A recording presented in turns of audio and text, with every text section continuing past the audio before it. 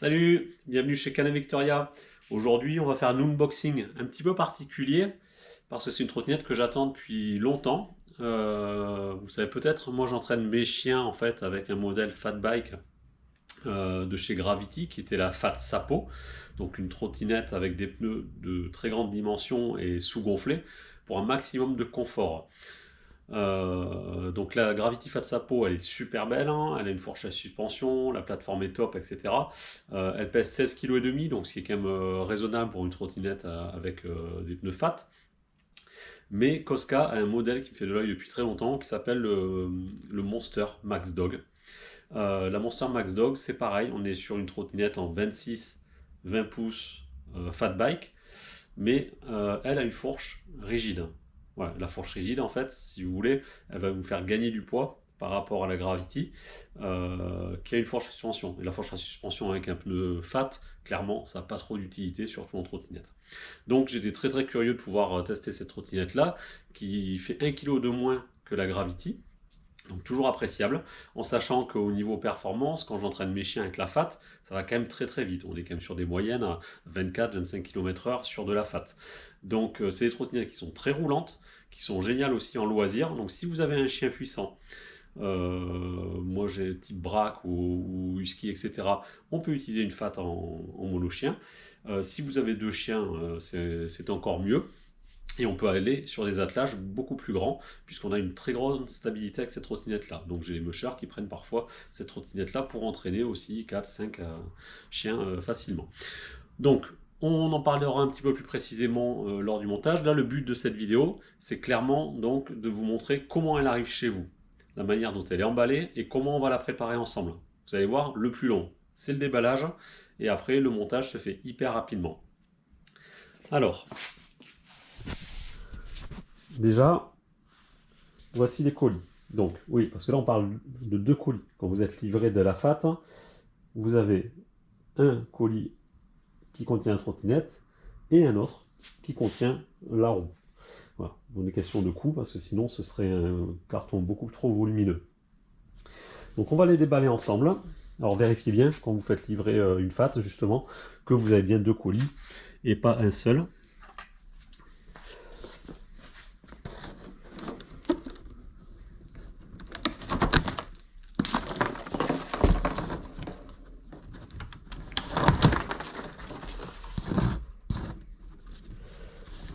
Les emballages chez Cosca sont toujours aussi bien faits. Je me répète, mais si vous voyez qu'il y a des trous dans le carton ou que c'est vraiment abîmé, mettez une réserve. Voilà. Sans réserve, Cosca ne pourra pas se retourner contre le transporteur et demander de dédommagement.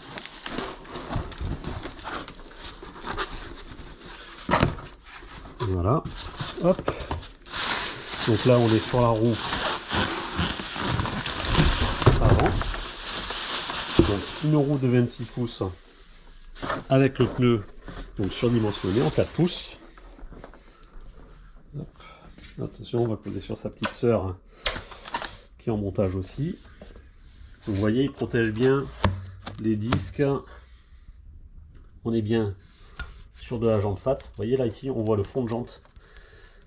Voilà, on est en basse pression, donc ça peut permettre d'alléger en fait les roues. Donc en fait, ils vont usiner ici tout le long de la jante des trous. Et ça reste très solide. Voilà, cette trottinette là, elle peut supporter au niveau pilote jusqu'à 150 kg. Allez, on va déballer la bête. Hein.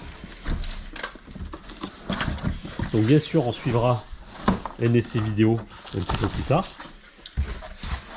pour vous donner le ressenti par rapport à la Fat Sapo. Ok, donc vous avez ici la petite pochette avec des documents. Regardez aussi, parce que vous avez chez Cosca toujours la barre de traction et la longe qui sont livrés directement avec la trottinette et sans surcoût. Ça fait partie de la trotte.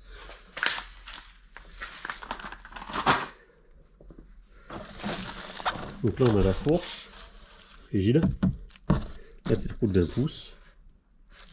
Allez, on va sortir le tout.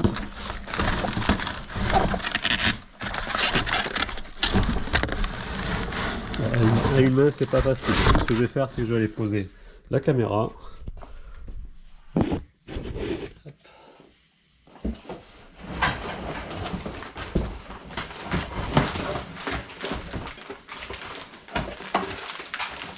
Ok. Donc voilà, on s'est emballé. Donc, comme je disais, le plus dur, ça va être d'enlever tous les riselants, d'enlever tous les adhésifs, tous les plastiques de protection, etc. Mais bon, vu le trajet qu'elle fait, c'est bien mieux. On va poser là, une seconde. Ok. Vérifiez de rien oublier au fond du carton.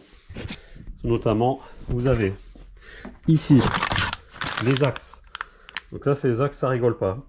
On est sur des axes surdimensionnés. Voilà, pour une meilleure rigidité, meilleure solidité. Ok. Et vous avez le petit tool, toujours sympathique, dans la Cosca, pour pouvoir régler la potence, etc. Donc ça, c'est quand même une petite attention sympa de la part de la marque, quand vous voulez la monter.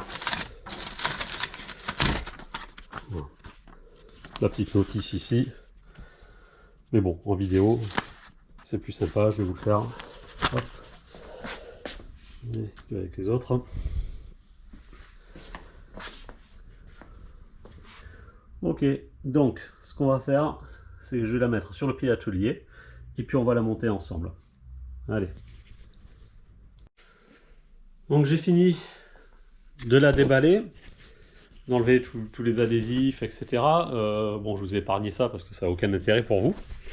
Et donc voilà les pièces. Donc, hop, la roue avant avec son frein à disque.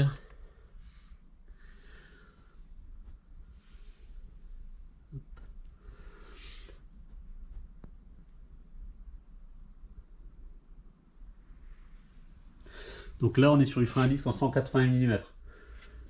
C'est un peu plus grand que les freins à disque classiques que vous avez sur les autres séries. Donc ça, c'est hyper agréable. On a aussi un M, c'est le 6100 de chez Shimano, qui est aussi un frein plus puissant que le Shimano d'origine. Voilà, les petits leviers d'ailleurs sont super sympas ceux-là par rapport aux leviers classiques qu'on trouve sur la plupart des autres trottes. Donc voilà, là pour l'instant je ne l'ai pas monté, j'ai laissé telle qu'elle est. Vous voyez, on va faire. Donc ça c'est la fourche acier surdimensionnée. Franchement, premier avis, elle est top. Quand je vois le matériel dessus, par rapport à la Gravity notamment, tout est de meilleure qualité. Potence, guidon, le cadre est top, les roues aussi. Franchement, la roue arrière, la jante, elle est juste géniale. Voilà. Je vous montre toutes les petites finitions. Finition Cosca avec les rivets. Très bonne idée aussi sur la plateforme centrale. Sur d'autres modèles, de temps en temps, on va mettre un grip pour rajouter un peu d'adhérence. Et là, ils ont mis des rivets vissés. Alors, je sais pas ce que ça peut donner dans le temps. Mais bon, c'est un plus, et puis au pire des cas, on pourra rajouter du grip. Mais en tout cas, la plateforme est prometteuse. Bon, ça, cette partie-là, c'est toujours pour mettre la béquille. Si vous voulez mettre une béquille, hein, ne vous inquiétez pas, c'est fait exprès. Là aussi, le petit ergot, c'est pour venir fixer la béquille. Ils ont renforcé, aussi très bonne idée, les passages de gaine hydraulique aux endroits où potentiellement ça peut craindre au niveau des contacts avec des pierres ou autres. Donc franchement, en termes de finition, rien à dire. Pour moi, sur les FAT, c'est celle que j'ai vue de mieux jusqu'à maintenant, toutes marques confondues. Donc ça confirme que, a priori, j'ai fait le bon choix et on verra ça en dynamique. Voilà, le numéro. Allez, donc qu'est-ce qu'on va faire? Maintenant, on va monter la fourche pardon, sur son cadre, le guidon. On finira par les roues et puis les réglages. Allez, c'est parti. Hop.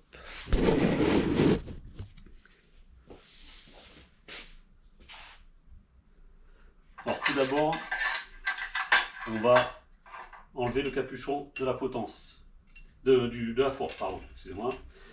Donc on va dévisser le capuchon du haut. qui, comme d'habitude, va venir serrer l'ensemble de la direction. Les bagues, là vous en avez un wagon. Hein. Au niveau hauteur, on va les réutiliser, bien sûr. Donc, je sors toutes les bagues. Et il y en a une à la fin, je vous la montre, qui est conique. Voilà, donc il faut bien garder le sens, parce que ça va aller comme ça. C'est-à-dire le côté étroit vers le bas, quand on va la remonter. Là, je fais attention au passage des gaines. Oups, génial, ça va m'embêter, je vais aller chercher après. C'est maintenant, pardon. Hop. On va mettre là. Alors, on va venir fixer la fourche. Il n'y a plus rien, il n'y a que la petite partie noire en bas conique hein, qui reste fixée sur la fourche. Donc on l'enfile. Là, nous sommes sur des roulements annulaires étanches. Donc pareil, top qualité. On fait attention à ce que ce soit bien dans son logement. Parce que là, au niveau du montage, voilà, vous aurez pu être piégé. Ça, c'est quelque chose d'embêtant. C'est-à-dire qu'en fait, cette partie-là, ici, avec la marque, il la laisse sur le cadre. Donc, on pourrait penser qu'on n'y touche pas. Cette partie-là était sur la fourche. Donc, théoriquement, elle doit venir après. Sauf que c'est faux. Donc, du coup, cette partie-là qui est sur le cadre, on l'enlève. Et on va venir placer celle-là en premier. Ça va venir comme ça, en fait. Voilà. Pour venir bloquer. Hop, je vais vous montrer. Vous voyez, ça c'est le roulement annulaire étanche. Voilà. Et donc cette petite partie conique, elle va venir s'insérer ici. Sauf que, quand le cadre arrive, c'est monté comme ça. Voilà. Donc, pensez bien à mettre cette petite partie conique avant de remettre ce capuchon-là. Ensuite, on va venir mettre la fourche, comme tout à l'heure, les bagues et la potence.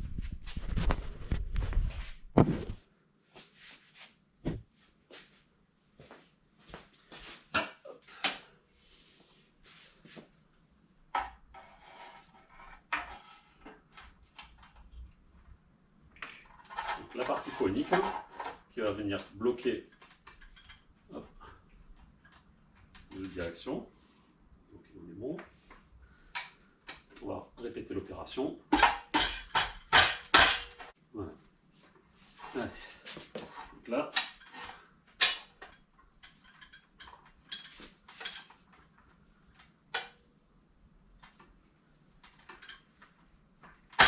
Ok. Je pense que vous aurez plus de facilité à le faire au sol que moi sur le pied. Cette partie-là est faite. Donc on va venir mettre les bagues de hauteur. Hop, hop. Là, c'est le moment de régler la hauteur que vous voulez. Donc au début, on ne s'embête pas. Moi, je la mets au plus haut. Et puis après, si vous sentez que vous êtes trop haut, vous pourrez inverser, mettre des bagues au-dessus de la potence. Et voir si vous voulez vraiment rester de manière définitive plus bas, couper le pivot dans n'importe quel magasin de vélo ou avec une scie à métaux.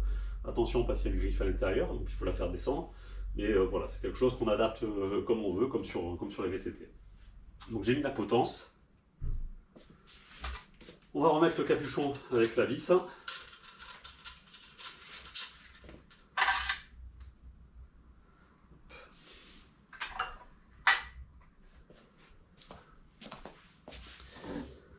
Après, allez, hop. Voilà, on va remettre le capuchon comme ça. On va venir le serrer pour comprimer l'ensemble. Après, on ne va pas serrer comme des brutes pour l'instant, parce qu'on va finir le réglage quand elle sera au sol.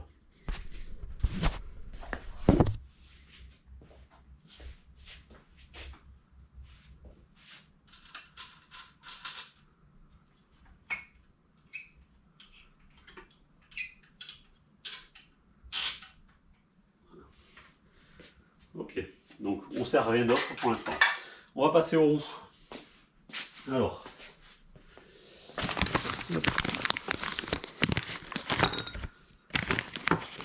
donc ils sont très gentils chez Cosca de fournir la clé, à ne pas perdre. Bon, après, ça se trouve dans le commerce, mais bon, c'est une clé à 6 pans qui est de grande dimension. Voilà l'axe et son boulon.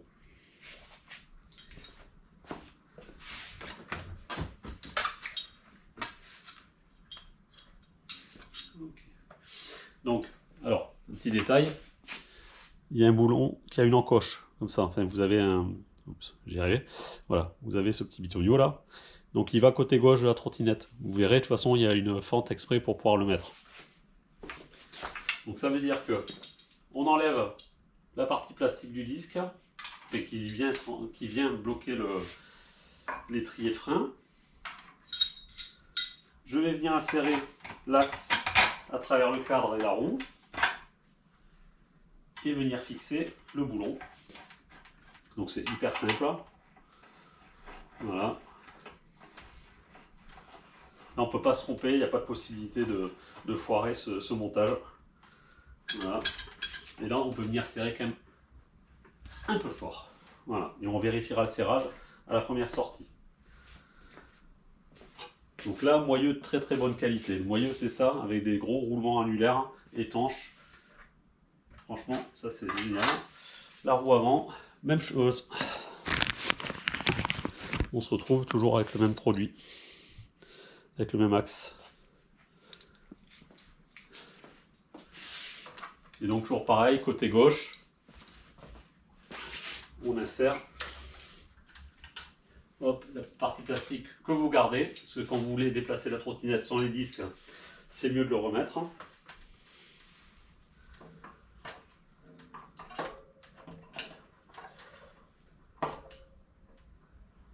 Hop là.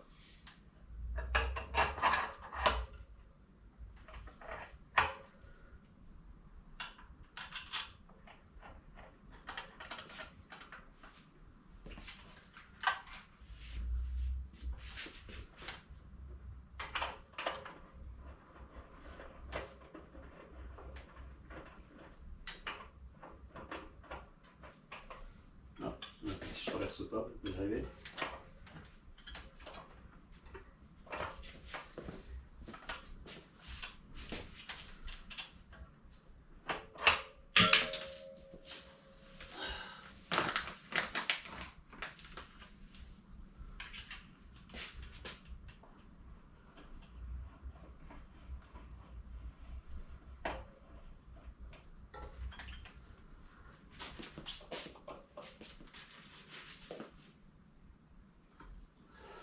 Voilà.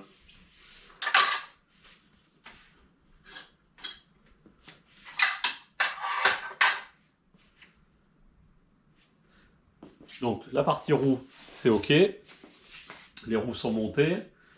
On va mettre la barre de traction et la longe. Allez. Donc là, sur le multitool, vous avez une petite clé Allen. Et je vais vous montrer. Pareil. Donc voilà, ici, c'est là où on va venir insérer la barre. Vous voyez, sur le côté ici, vous avez deux petites vis. Donc c'est ça. Alors on va les dévisser un petit peu, on va leur donner du mou pour pouvoir insérer la barre au fond. Et puis après, on va les resserrer. Attention, on ne serre pas comme un bourrin ces deux petites vis, hein, parce que c'est un filetage qui est dans le cadre. Donc si jamais vous serrez trop fort et que vous le foirez, c'est mort en fait. Donc voilà, on va serrer contre. Mais comme il n'y a pas de puissance de traction sur la barre, et là que pour supporter la longe, pas besoin de serrer comme un bourrin. Voilà, on serre au contact et c'est bon.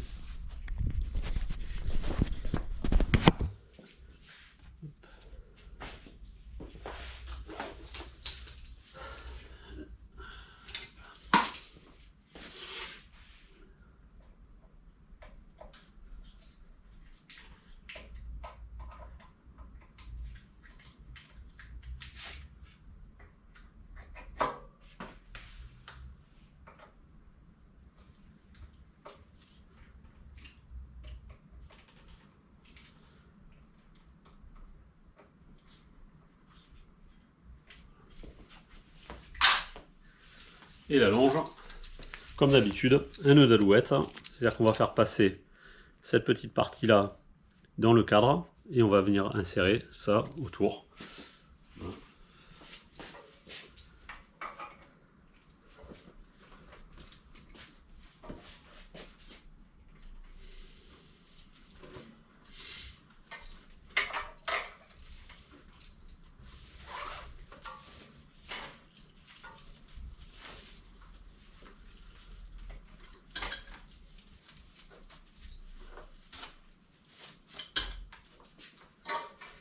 passe le mousqueton, comme d'habitude, dans l'anneau.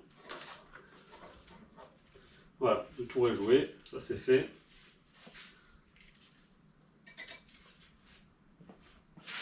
Donc ce qui est bien, moi j'aime bien là sur celle-là, ils ont mis un angle plutôt bas, parce que souvent on les a un peu haute perchées les barres, donc on est obligé de les tordre un petit peu pour éviter qu'il y ait une traction supplémentaire pour le chien. Là, elle est nickel, elle est dans l'axe. Allez, on va faire le tour de la trotte. Voilà la bête. Plus de 4 pouces, ça fait toujours son effet, c'est énorme. Là, les pneus sont bien enveloppés dedans. Voilà. Super finition. La potence aussi est au top. Hein. C'est une jolie potence type DH en VTT de 50 mm, 30 degrés d'inclinaison. Donc pose de pilotage ultra confort. Là aussi, ils n'ont pas été à l'économie, ils ont mis un bon guidon avec la possibilité de le régler. Voilà, parce que souvent on a des guidons où il n'y a aucun marquage et franchement, bah, après il faut mesurer, tout ça, c'est un petit peu chiant clairement. Là, ça c'est top. C'est bien. Donc, comme je disais, les leviers de frein Shimano qui sont plus haut de gamme que ce qu'on trouve d'habitude. Les poignées Locon, toujours pareil.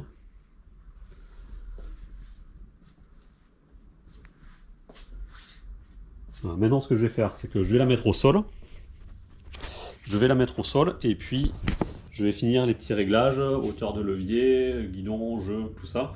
Et puis après, ce sera bon, elle pourra rouler. Et ensuite, je vais vous la mettre à côté de la Gravity pour qu'on fasse vite fait un petit comparatif.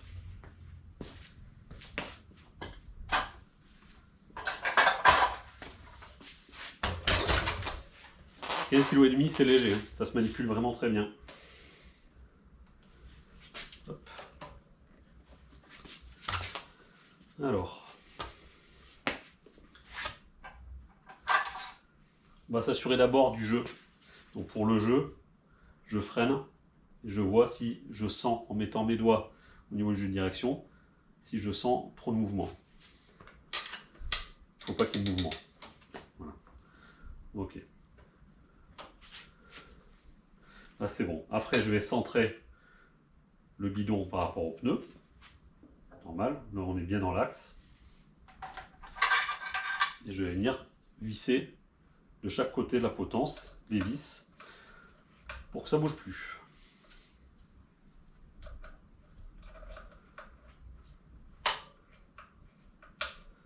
Là aussi pareil, on serre jusqu'à temps que ça force. Voilà. Un coup en bas, un coup en haut. Le guidon, je vérifie son angle, voir s'il me convient, s'il n'est pas trop ouvert ou trop fermé. Moi j'aime bien qu'il soit un petit peu plus fermé, j'aime pas trop les guidons ouverts parce qu'en fait ça pète un peu les poignets. Donc si vous avez un guidon qui est comme ça, ramenez-le pour essayer d'avoir les poignets plus dans l'axe des avant-bras et pas comme ça. Donc là je trouve qu'il est un peu ouvert d'origine. Donc je vais faire dévisser deux petites vis au-dessus là, celles qui sont sur la potence, et je vais tourner. Alors il ne faut pas qu'il y ait de résistance pour ne pas abîmer, hein. Mais je ne vais pas tout dévisser non plus, ça ne sert à rien. Ok, bon là a priori les crans sont assez proéminents, donc on va dévisser les 4.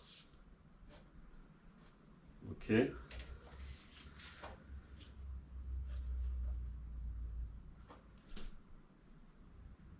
Voilà. Pour moi c'est parfait, c'est mon réglage perso. Après, chacun peut avoir ses habitudes.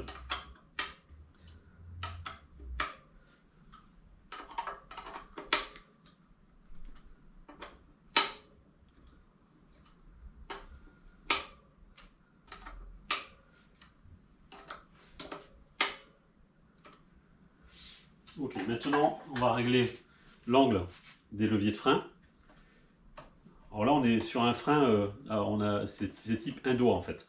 C'est-à-dire qu'on n'a pas besoin de mettre les deux doigts sur les freins. On a des petits leviers courts qui sont hyper ergonomiques, un peu comme chez Magura. Donc ça c'est vachement bien. Franchement, ils sont super ces leviers. Donc là pareil, je vais mettre les freins dans le prolongement de mon avant-bras. Comme ça. Une fois que j'ai trouvé, je serre la vis dessus, comme il faut, voilà. Pas trop fort non plus, parce que si vous serrez trop fort le levier, en cas de chute, le levier il peut ne pas bouger et donc casser. Si vous laissez un petit peu de force, mais sans trop en fait, hein, que sur un coup vous puissiez tourner le levier, c'est quand même mieux, parce qu'en cas de chute, hein, le levier va bouger sans se casser. Bon après il ne faut pas le bouger avec un doigt, hein. Si vous bougez avec un doigt, vous allez galérer.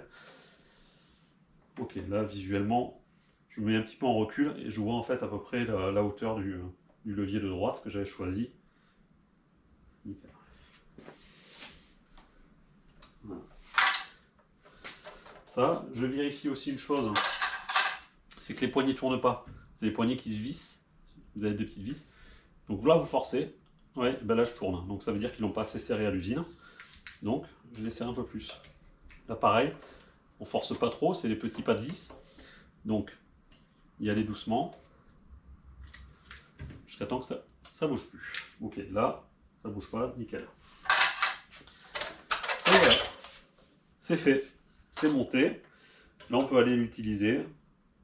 Première utilisation, on prend la petite clé avec nous, même la grosse, et puis on va rouler, et puis après on va vérifier les serrages une fois que ça a été testé. Donc le pad est bien, on peut mettre les deux pieds larges, assez longs. Je vais vous montrer une petite chose aussi que j'ai pris en option.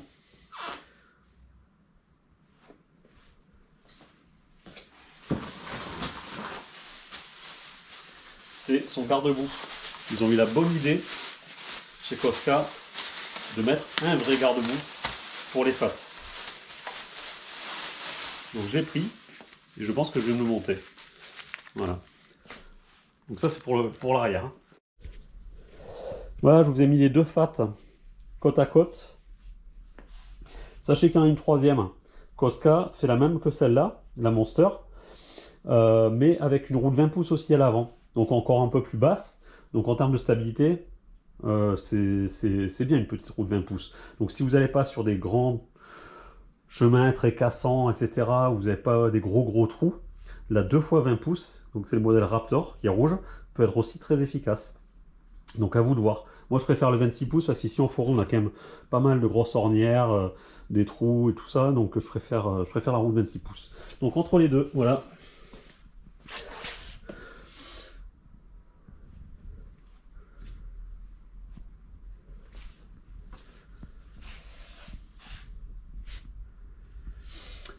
Alors c'est 2,26 par 4 pouces. Et en fait, visuellement, le pneu de la Cosca a l'impression d'être plus gros. Mais c'est parce que la jante est plus grosse. Quand vous comparez les deux jantes, il y a vraiment un écart important. Le pneu est mieux enveloppé sur la Cosca que sur la Gravity. Donc la Gravity avec la fourchette suspension. La potence réglable qui est un petit plus parce qu'on peut l'ajuster facilement. Par contre, en termes de qualité, elle est quand même bien moins bien que cette petite potence de DH usinée. Voilà, les freins, c'est pareil. Donc là, on est sur les freins Shimano classiques en 160 mm. Là, on est sur une version plus haut de gamme en 180. Les moyeux sont mieux usinés aussi sur la Cosca. Très belle finition. Le pad, ben moi je dirais quand même que j'adore le pad de la Gravity parce qu'il voilà, il est très long, il est hyper agréable. Sur le bois, c'est hyper confort. Après, celui-là, il va faire vraiment le boulot. Il est même un peu plus large. Au niveau de l'accroche, ça devrait très bien aller aussi. Voilà. Donc, là, ici, le moyeu, comme je vous disais, on est sur des roues vissées. Donc, si vous n'avez pas enlevé les roues tout le temps, c'est génial. Si vous devez les enlever tout le temps, dans ce cas-là, la Gravity, elle, a des blocages rapides. Alors, c'est moins bien en termes de qualité de fixation et de rigidité. Mais par contre, bon, c'est un peu plus pratique, c'est clair. Vous n'êtes pas obligé de prendre les clés pour enlever la roue arrière et la roue avant. La roue avant, c'est pareil. Voilà donc les deux fats.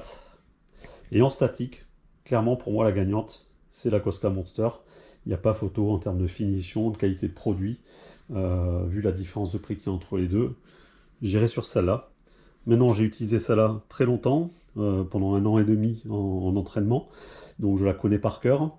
Et là, je vais tester celle-là et je vous dirai mes impressions à la prochaine vidéo test avec un Insane et les ESD.